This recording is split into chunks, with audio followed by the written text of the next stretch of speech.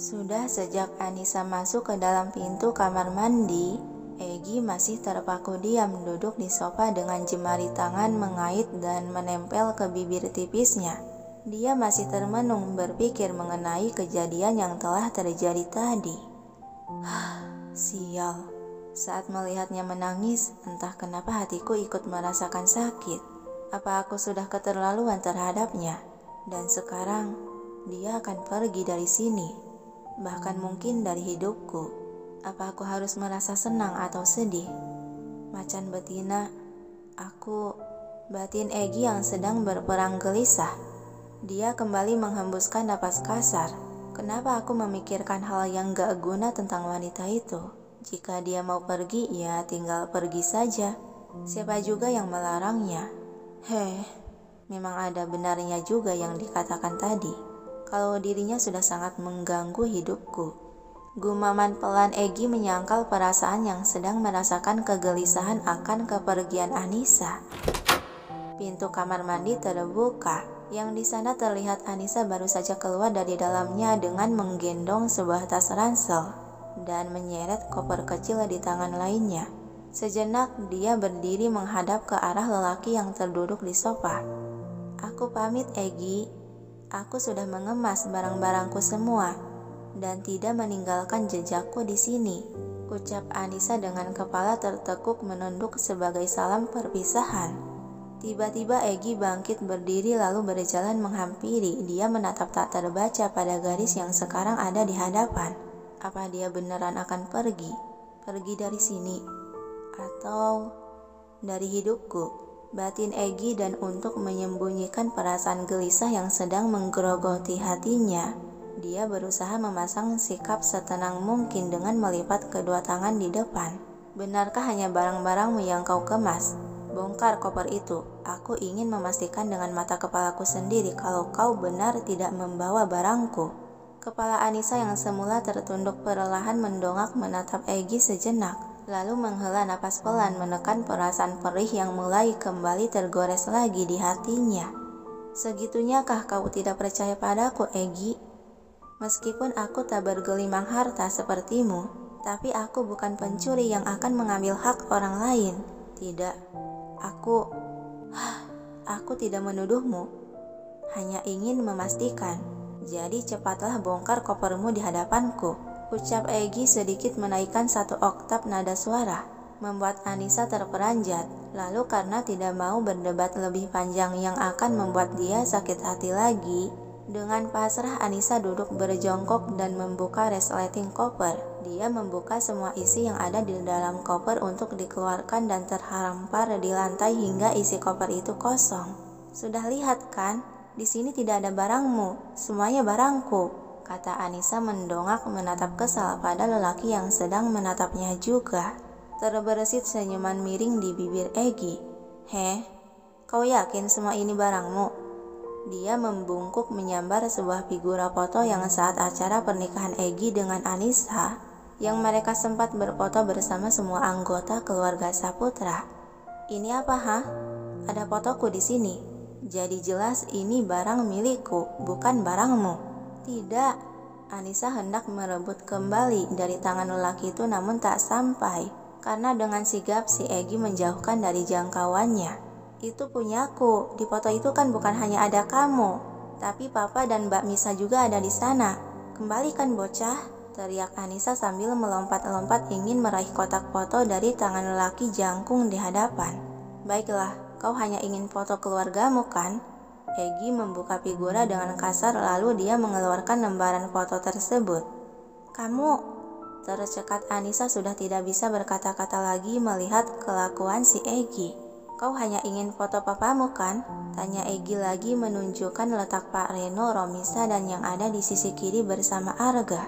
Iya, jadi kembalikan pada... Secara tiba-tiba Egy merobek lembaran foto tersebut sehingga menjadi dua bagian lalu melemparkan sebagian foto ke Anissa yang terpaku menatap dalam diam. Ambillah, barangku sudah aku ambil sendiri. Dan cepat kau berkemas kembali, aku risih melihat yang berantakan di kamarku. Ucap Egy sembari berbalik menggenggam dan memasukkan ke dalam saku celana bagian foto yang dirobeknya tadi.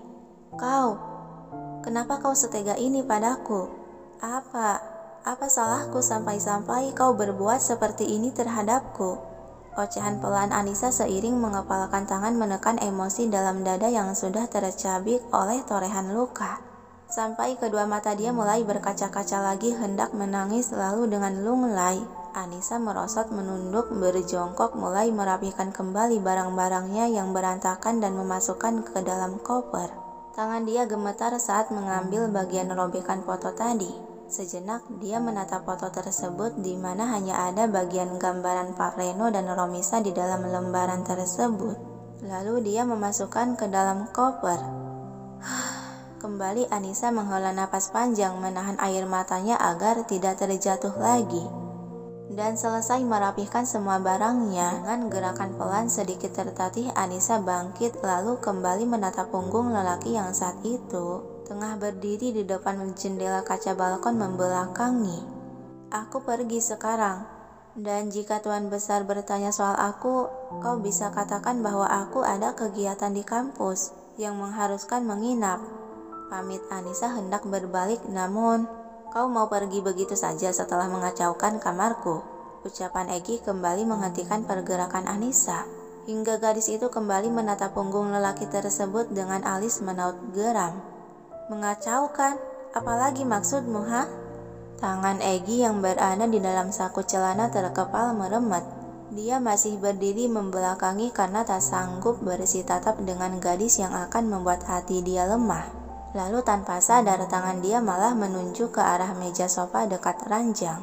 Bereskan buku itu ke tempatnya. Aku tidak sudi memegang bekas tanganmu.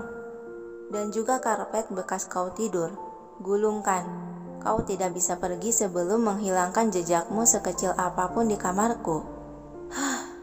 Anissa menghembuskan napas kasar. Membuang muka sudah merasa muak akan ucapan lelaki remaja yang menjadi suaminya itu. Sialan, aku mau pergi saja seribut ini.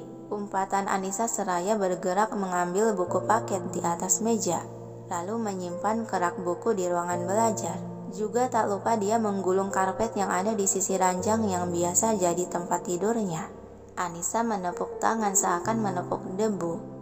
Sudah selesai kan? Apa perlu aku mengepel kamar ini dan mencuci semua barang yang telah aku gunakan dan sentuh? Ucap Anissa menatap punggung tegap lelaki di ujung sana dengan tatapan geram tersirat kekesalan dan kesedihan. Namun Egy memilih terdiam membisu dan hanya mendesah pelan. Seiring genggaman tangan dia di saku semakin tergenggam kuat. Terlihat jelas dia sedang menekan emosi dan perasaannya yang sedang berkecamuk aduk. Anissa melangkah ke arah tempat dia tadi menyimpan barangnya lalu memegang gagang koper. Kalau gitu aku sudah boleh pergi kan? Yang lagi-lagi hanya dibalas keterdiaman si Egy yang sudah tidak bisa mencari alasan untuk mencoba menahan si gadis itu tidak pergi. Anissa menghela napas panjang kembali menatap punggung tegap lelaki itu. Aku anggap diammu ini sebagai jawaban persetujuan. Baiklah, semoga harimu bahagia dan sehat selalu. Assalamualaikum. Salam Anissa seraya berbalik pergi menuju pintu keluar. Pintu kamar tersebut tertutup rapat yang menandakan bahwa gadis itu benar-benar telah pergi, meninggalkan kekosongan dan kehampaan di dalam kamar luas tersebut. Hembusan napas panjang Egy seiring tubuh dia lemas hingga menopangkan tangan ke senderan sofa. Dia melirik sobekan foto yang ada dalam genggaman tangannya. Ada senyuman pahit terulas di sudut bibir dia saat melihat gambaran di foto di mana Egy tengah bersanding dengan Anissa, berbalut pakaian pengantin. Apa ini yang aku inginkan? Gumamnya pelan. Di lorong luar kamar, Anissa menguatkan diri dan hati agar tidak menangis lagi.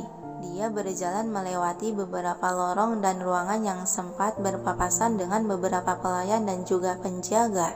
Langkah kaki Anissa terasa berat, masih tak percaya kalau dia akan disalahpahami seperti ini oleh suaminya itu. Kenapa aku harus menangisi si bocah egois dan kasar itu sih? Dia sudah membuatmu sakit hati, Nisa. Selama ini, ketika dia membentak atau mengeluarkan ucapan tajam terhadapku, tidak pernah sampai aku merasa sesakit ini.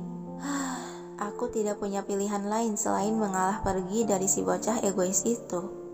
Kakak ipar kedua, panggil seseorang menghentikan langkah kaki Anissa. Anissa berbalik menoleh dan memasang senyuman walau masih terasa sakit di hati. Iya adik ipar. Asila mendekati dan melirik koper juga tas gendong yang dibawa Anissa. Kakak ipar mau kemana bawa-bawa koper segala? Oh ini. Terjeda sejenak, Anissa berpikir mencari alasan. Dia berusaha tetap tenang. Kakak mau ke asrama kampus karena ada kegiatan di sana. Yang katanya sih akan selesai sampai malam. Jadi kakak harus menginap di sana selama beberapa hari. Yang untungnya gadis remaja itu mengangguk tanda mengerti tanpa merasa curiga sama sekali. Gitu ya. Oh iya kakak ipar. Nggak diantar sama Kak Egi? Tanya Asila celingukan melihat sekitar. Lagi-lagi Anissa mengelola senyuman berusaha tetap tenang. Itu karena kakakmu lagi banyak tugas, jadi nggak bisa ngantar kakak. Lagian kan bisa naik taksi, jadi nggak masalah bagi kakak. Nggak boleh gitu kakak ipar. Kendaraan umum itu berbahaya loh. Mau Asila suruh supir antarkan kakak ipar saja? Tawar Asila yang dibalas gelengan kepala oleh Anissa. Tidak perlu adik ipar, kakak sungguh bisa naik taksi saja. Sejenak gadis itu menatap dalam diam hingga akhirnya mendesah pelan dan mengangguk paham. Ya sudah kalau itu mau kakak ipar, tapi hati-hati ya kakak ipar kedua. Soalnya banyak kejahatan di jalan sana. Iya Sila.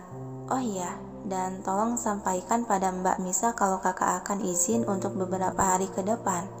Sepertinya kakak tidak bisa datang ke rumah ini akibat kesibukan. Mohon Anissa sambil memegang kedua tangan gadis remaja tersebut, sehingga Asila bisa melihat jelas kedua mata Anissa yang masih memerah sehabis menangis. Kakak ipar kedua, apa kakak ipar habis menangis? Celetuk Asila polos. Segera Anissa memalingkan muka ke arah lain dan mengucek matanya berpura-pura terasa gatal. Oh ini ya.